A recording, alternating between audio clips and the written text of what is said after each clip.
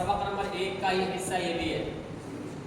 कल जो हम पढ़े थे अलिफ से लेकर या तक 38 हरूफ थे उर्दू के, ये 11 हरूफ है, ये भी उर्दू में ही इस्तेमाल होते हैं।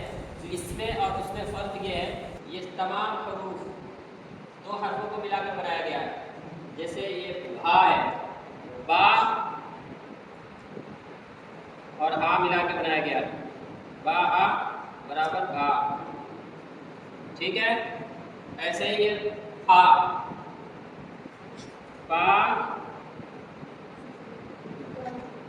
हा बराबर फा, तमाम हरूफ ऐसे ही बनाए गए हा लगा के।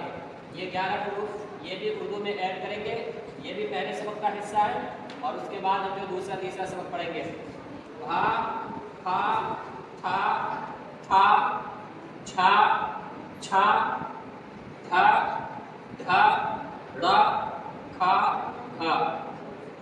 इन सब के साथ हिंदी वाला वही हर्फ मैं लिख दिया हूँ, ये समझने के लिए सिर्फ, ताकि तुम्हें समझने में आसानी हो। भा के ऊपर हिंदी का भा, फा के ऊपर हिंदी वाला फा, था के ऊपर हिंदी वाला था, था इसका बगल में था, और छा का ऊपर छा, छा का ऊपर छा, ठीक है। ये याद हो जाएगा।